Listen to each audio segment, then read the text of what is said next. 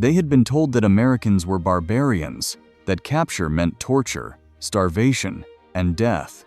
The Wehrmacht officers had drilled it into them during those final desperate months of 1944, as the Reich crumbled and enemy forces pressed from all sides.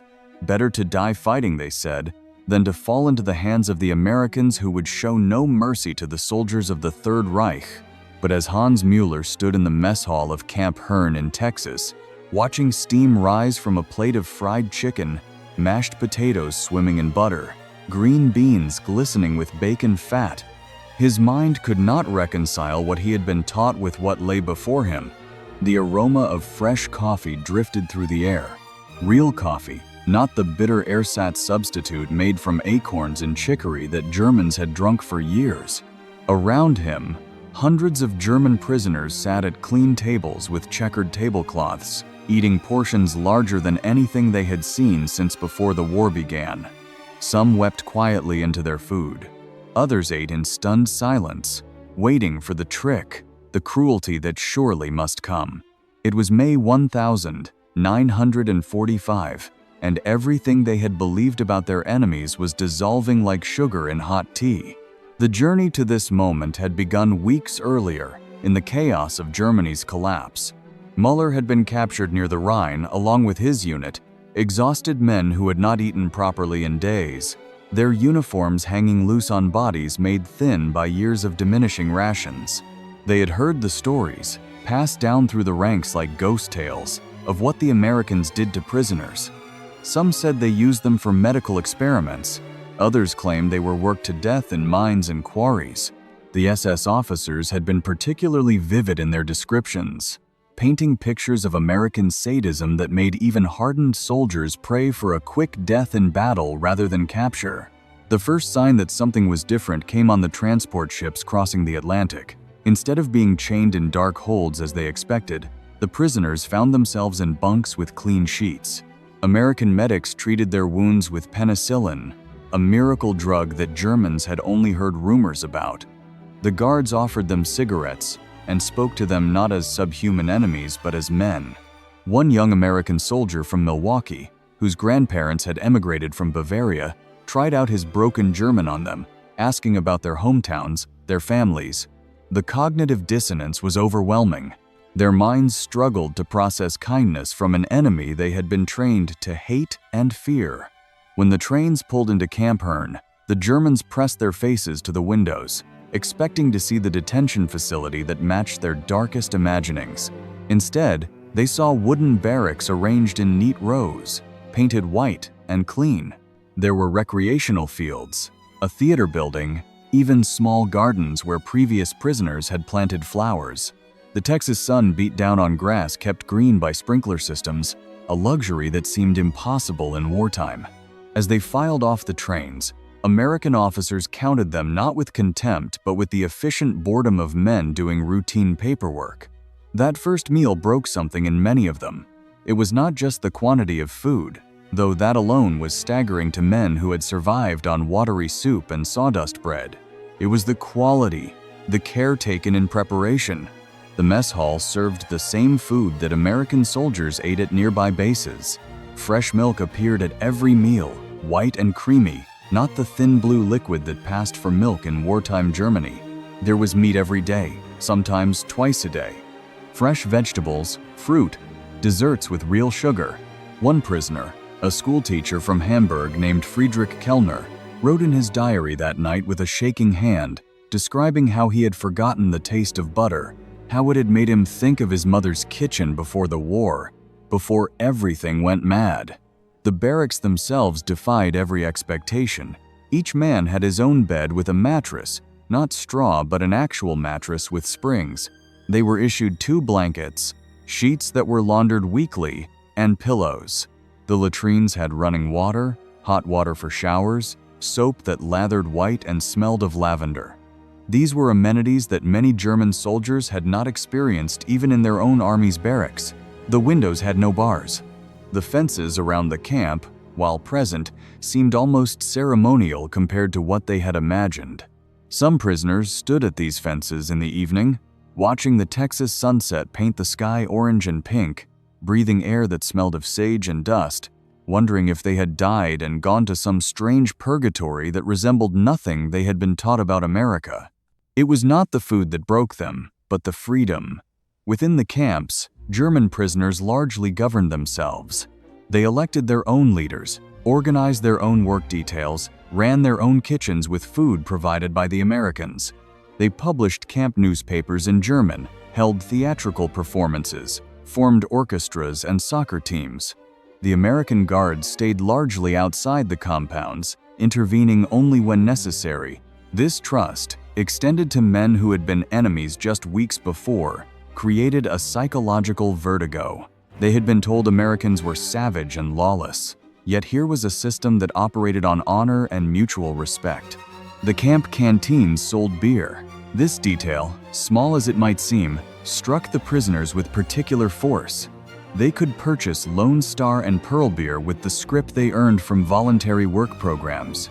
On Saturday evenings, the sound of German drinking songs would rise from the recreation halls, men singing the same songs they had sung in beer gardens in Munich and Berlin, but now under Texas stars, guarded by Americans who sometimes stopped to listen, nodding along to melodies that transcended the divide of war. The work programs revealed another layer of unexpected humanity. Prisoners who volunteered could work on local farms and ranches, picking cotton, harvesting wheat, tending cattle. They were paid the same wage as civilian workers, minus a deduction for room and board. The local farmers treated them not as enemies, but as much-needed help during a labor shortage. Many formed friendships that would last decades beyond the war. Wilhelm Schmidt, a corporal from the Afrika Korps, worked on a ranch owned by an elderly couple named the Johnsons. Mrs. Johnson, learning that Wilhelm had been a baker before the war, taught him her recipes for cornbread and biscuits. He taught her to make strudel with the apples from her orchard. They wrote letters to each other for 20 years after he returned to Germany. These interactions chipped away at years of propaganda. The Americans they met bore no resemblance to the caricatures they had been shown in Der Stürmer. There were Negro soldiers among the guards who treated them with professional courtesy. There were Jewish American officers who ensured they received their Red Cross packages without tampering. The cognitive dissonance became almost unbearable for men who had been steeped in racial ideology. Their worldview, carefully constructed by years of Nazi education, crumbled like dry earth in rain. Letters home became exercises in confusion. How could they describe this reality to families who were, at that very moment, struggling to find food in bombed-out cities? Kurt Wagner, a young soldier from Dresden, sat at a wooden table in the camp library, a room filled with books in German and English, trying to write to his mother. He had just eaten a lunch of roast beef, green beans, cornbread with butter and honey, and apple pie. Outside the window, prisoners played volleyball in the sunshine. He dipped his pen in ink and tried to find words that would not sound like fantasy or collaboration. "Dear Mother," he wrote, "I am well. We are treated correctly here." The understatement was necessary. The truth would have been unbelievable. The camp schools added another dimension to their transformation. The Americans established educational programs, bringing in professors from nearby universities to teach everything from English to American history to agricultural science. Attendance was voluntary, but the classrooms filled quickly with men hungry for knowledge after years when independent thought had been dangerous. They studied the American Constitution, the Bill of Rights, concepts of democracy that had been forbidden topics in the Reich. Professor James Mitchell from the University of Texas taught a course on American government, explaining the system of checks and balances, the idea that power should be limited and divided. The German prisoners sat in rapt attention, some taking notes with the intensity of university students. It was in these classrooms that many first encountered the full truth about the concentration camps. The Americans showed them photographs from Buchenwald, Dachau, Bergen-Belsen. Some prisoners refused to believe it at first, calling it propaganda. But as more evidence arrived, as German newspapers published by survivors began to circulate, the weight of realization settled over the camps like a shroud. They had fought for a regime that had committed atrocities while telling them they were defending civilization. The kindness of their captors stood in stark relief against the systematic cruelty of their own government. The shame was overwhelming, mixed with a gratitude for the Americans' restraint that they could barely articulate. The medical care continued to astound them. German prisoners received the same treatment as American soldiers. When a typhoid outbreak threatened one camp, the Americans vaccinated every prisoner immediately, using precious medical supplies without hesitation. Dr. Karl Hoffman, who had been a field medic, was allowed to work in the camp hospital alongside American doctors. He wrote in his journal about his amazement at the medical supplies available: the antibiotics, the surgical equipment, the X-ray machines. In Germany, such resources would have been reserved for the highest party officials. Here, they were used to save the lives of enemy prisoners. Christmas of 1945 brought a scene that would have been unimaginable in any German prophecy of capture. The mess halls were decorated with tinsel and paper stars made by the prisoners. Special meals included turkey, ham, stuffing, cranberry sauce, and pies of every variety.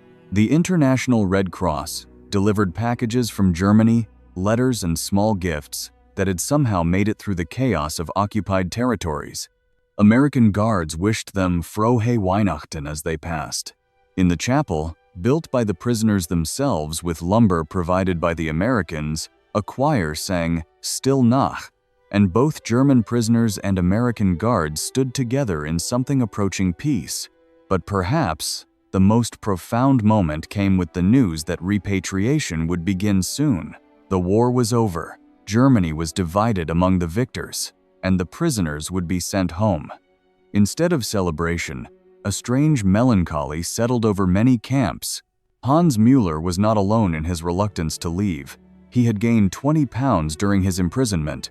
He had learned English, taken courses in agriculture, saved money from his farm work. In Germany, his city of Hamburg was rubble, his family scattered or dead. Here in Texas, he had found not just sustenance, but dignity, not just survival, but possibility.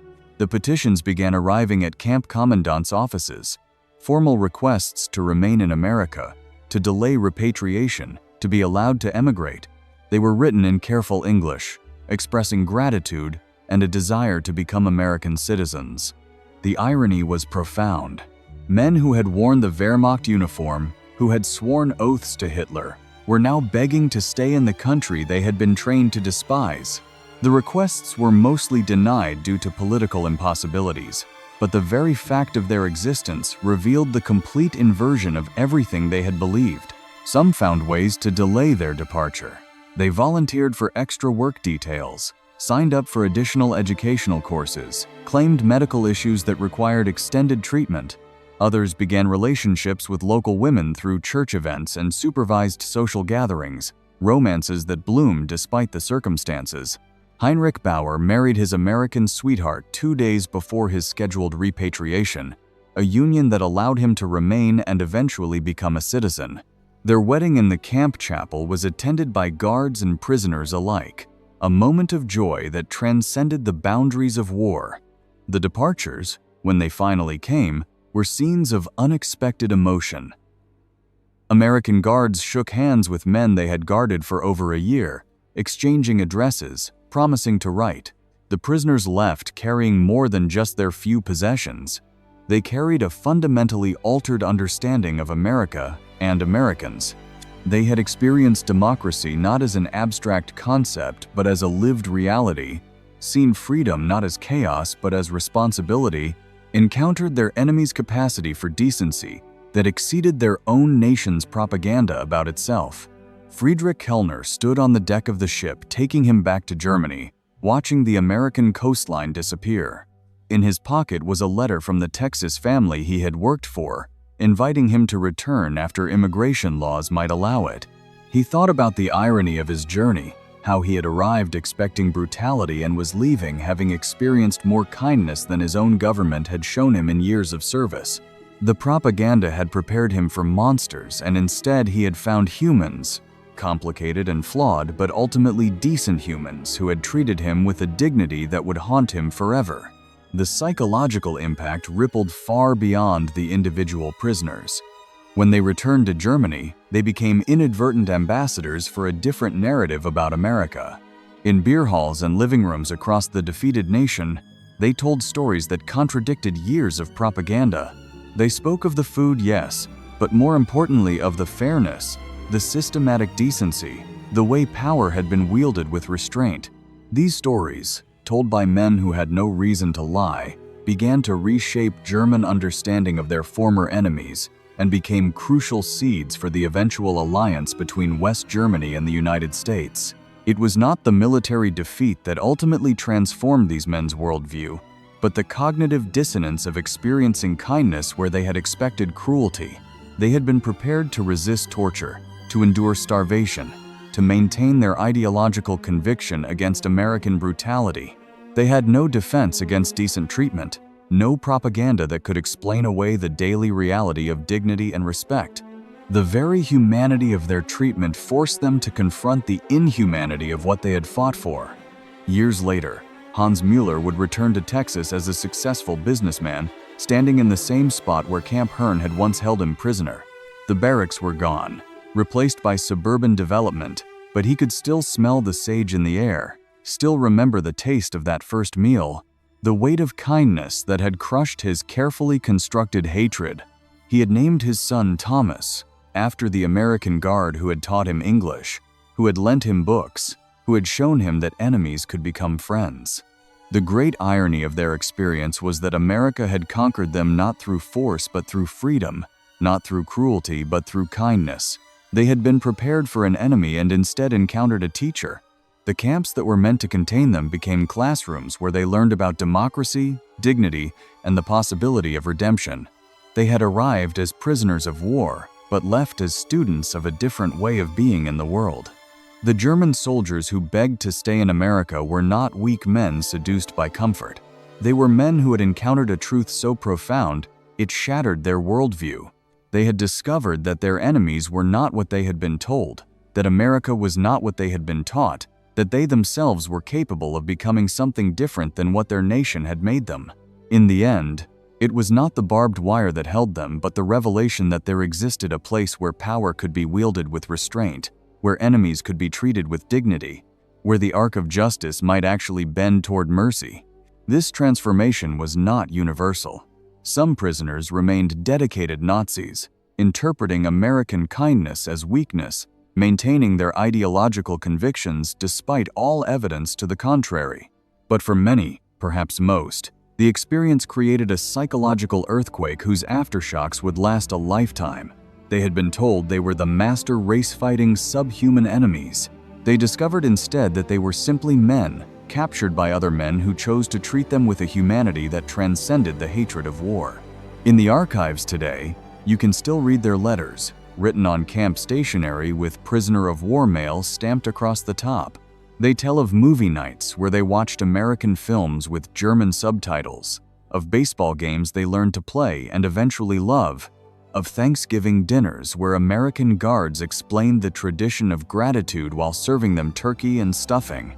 These are not the testimonies of broken men, but of transformed ones, men who experienced cognitive dissonance so profound it reshaped their understanding of everything they thought they knew. The story of German prisoners in American camps is ultimately a story about the power of dignity to transform even the deepest enmity. It reveals how propaganda crumbles when confronted with lived experience, how hatred dissolves when faced with systematic kindness. These men had been tools of one of history's most evil regimes, yet they were treated as humans capable of redemption.